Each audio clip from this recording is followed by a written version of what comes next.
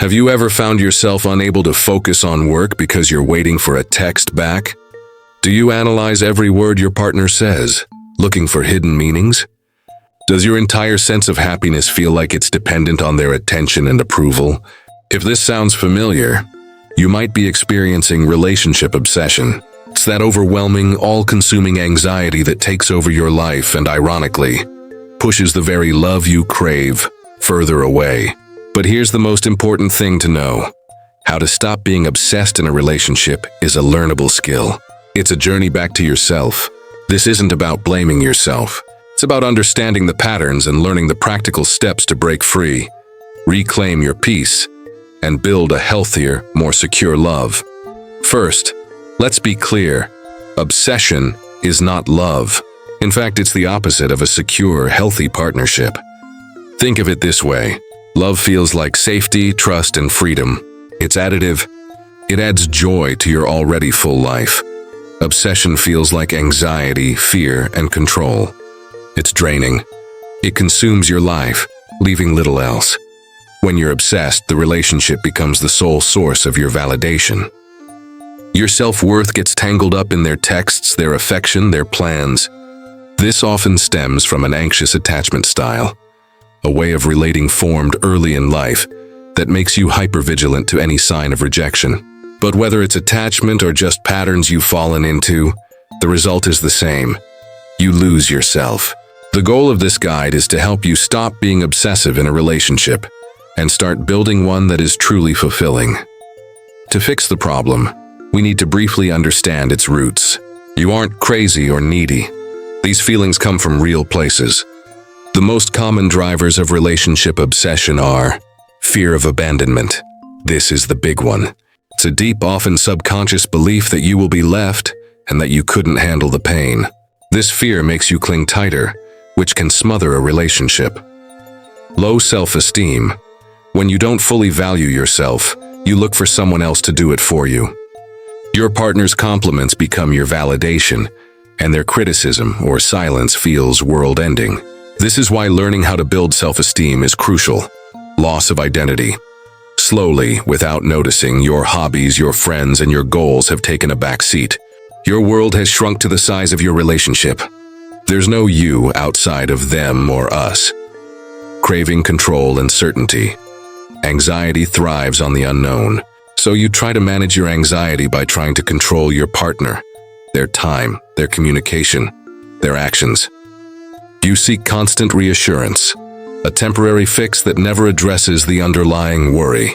Understanding these causes of relationship anxiety is the first step to disarming them. Now let's move on to the solution, the actionable steps you can start taking today. Step 1. Reconnect with yourself, the most important step. This is the foundation of everything. How to stop being obsessed with someone starts not with changing them, but with rebuilding your relationship with yourself. You must become the primary source of your own validation. Here's how. A. Rediscover and find new passions. Your brain is currently wired to prioritize your partner. We need to rewire it to prioritize you. Pull out a journal and make 2 lists. List 1. All the things you love to do before this relationship. Reading, painting, hiking, dancing, anything. List 2. New things you've always been curious about. A coding class, learning a language, rock climbing, volunteering. Now schedule them, literally. Block out time in your calendar as if it's an important meeting with your CEO, because you are the CEO of your life. Start small. Commit to 1 solo activity this week. This isn't about being busy. It's about sending a powerful message to your subconscious. My life is interesting and valuable with or without my partner. B. Practice mindfulness and meditation. Obsessive thoughts about your relationship are almost always about the past. What did that text mean? Or the future. What if they leave me? Mindfulness anchors you in the present. It's a muscle you can build. Apps like Headspace or Calm have fantastic beginner courses. Start with just 5 minutes a day. Focus on your breath. When your mind wanders to your partner, and it will, gently, without judgment, guide it back. This is practice for those anxious moments in real life. C. Affirm your self-worth. Your inner critic is likely loud right now. We need to cultivate a kinder inner voice, Daily affirmations might feel silly at first, but they work to reprogram your thought patterns. They must be in the present tense and not about your partner. Examples: I am enough, exactly as I am. I am capable and strong. I am deserving of peace and respect. My value is independent of anyone else's opinion. Say them in the mirror. Write them on sticky notes, repeat them during your meditation. This is a key strategy for building self-confidence after a breakup or within a relationship. This step is all about self-development.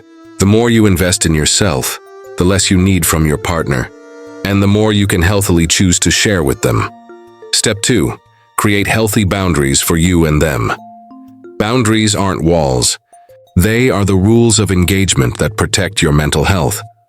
They are a form of self-respect. Setting boundaries in a relationship is crucial to breaking the cycle of obsession. We'll focus on 3 key areas. A. Digital boundaries. This is a big one for obsession. Your phone is often a direct pipeline to your anxiety. We need to install some filters. Turn off notifications for their texts and social media. This stops you from jumping every time your phone pings, putting you back in control of when you check. Designate phone-free times, meal times, the first hour after work, and definitely before bed. Charge your phone in another room. This time is for you, not for them. When the social media freeze, this is non-negotiable. You must stop stalking your partner on social media. Unfollow or mute them if you have to. Scrolling through their likes and followers is like drinking poison. It only feeds the obsession with false narratives. This is a critical step in how to get over someone you're stuck on. B. Social boundaries. Re-engage with your support system. Make a plan to see friends at least once a week. And crucially, go out without your partner.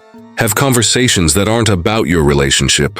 This reminds you that you are a multi-dimensional person with a life that exists outside of your partnership. C. Communication boundaries. This is about curbing the urge to seek reassurance. Stop the cycle. Every time you feel the urge to text, "Is everything okay?" or "Do you still love me?" Because you feel anxious, pause.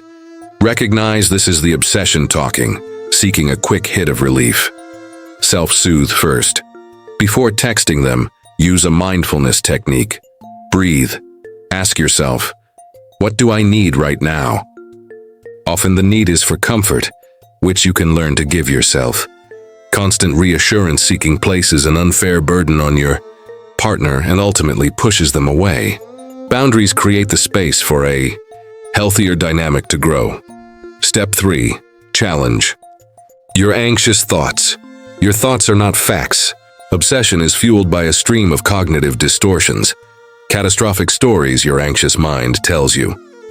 We need to become a detective of our own thoughts. A powerful tool for this is a thought record or cognitive reframing. Here's how it works. Identify the triggering thought, catch the thought as it happens. For example, he didn't text me back good night. He's losing interest. He's going to break up with me. Examine the evidence. Now get objective. What is the actual factual evidence for this thought? Evidence for he didn't text. That's it. That's the only fact. Evidence against. He told me he loved me yesterday. We have plans for the weekend. He has a big work project and often falls asleep early. He has never broken up with me over text. Reframe the narrative. Based on the evidence, craft a more balanced, realistic thought. Old thought. He's going to break up with me. Balanced, reframed thought. I feel anxious that he didn't text, but there's no real evidence he's upset. He's likely just busy or asleep. I can trust our connection and will hear from him tomorrow. This practice of managing relationship anxiety takes effort, but it literally rewires neural pathways. You are teaching your brain to default to reason, not fear. It's the cornerstone of how to stop overthinking in a relationship. Step 4. Invest in your support system. You are not meant to do this alone. Isolation feeds obsession. Connection is the antidote. Lean on friends and family. Be vulnerable with a trusted friend. Tell them, I'm struggling with some anxiety in my relationship and I'm trying to work on it. Can I talk to you about it? Often just saying the thoughts out loud robs them of their power. Plus, they can offer perspective and remind you of your worth. Consider professional help. If your anxiety feels unmanageable, There is absolutely no shame in seeking therapy. A therapist can help you uncover the deep-rooted causes of your anxious attachment and provide you with tailored tools like cognitive behavioral therapy, CBT, to break these patterns for good. It's one of the most powerful investments you can make in yourself and your future relationships. Find community. Look for online forums or communities focused on anxious attachment or relationship anxiety. Knowing you are not alone can be incredibly validating and empowering. Asking for help is a sign of strength, not weakness. As you work on yourself, how do you interact with your partner? 1. Shift from needing to choosing. Your goal is to move from a place of, I need you to make me feel okay, to, I choose you to share my already okay life with. This shift changes everything. Focus on quality time. When you are together, be fully present. Put phones away. Engage in meaningful conversation and shared activities. This builds real connection, which is more sustaining than constant anxious texting. Communicate your journey wisely. You don't have to hide this. When you're calm, you might say, I've realized I can get a bit anxious in relationships, and I'm working on being more secure for myself and for us. This is healthier than bombarding them with your insecurities. It's owning your stuff. A crucial warning. These steps are for fixing your patterns of obsession. However, if you are in a relationship with an avoidant or emotionally unavailable partner, your anxiety might be a natural response to their inconsistency. Your hard work on yourself might give you the clarity to see that the relationship itself is the problem. How to stop loving someone who isn't good for you is a different, tougher path. But it starts with the same self-respect we've been building here. Let's do a quick recap of the steps to stop relationship obsession. Reconnect with yourself through hobbies, mindfulness, and affirmations. Create healthy boundaries digitally, socially, and in communication. Challenge your anxious thoughts by examining the evidence and reframing the narrative. Invest in your support system of friends, family, or a therapist. This is a journey. There will be good days and hard days. Be patient and compassionate with yourself. You are undoing years of patterns. The ultimate goal is to build a secure relationship with yourself first. From that place of wholeness, you can build interdependence, a love between two complete people who choose to share their lives, not two halves searching for completion. You are worthy of a love that feels peaceful, secure, and freeing. It starts by building that security within yourself.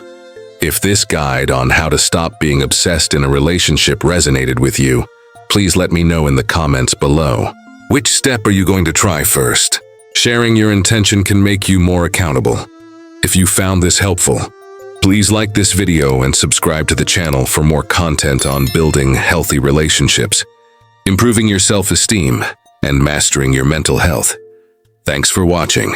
Remember, your journey back to you starts with a single step. Take it.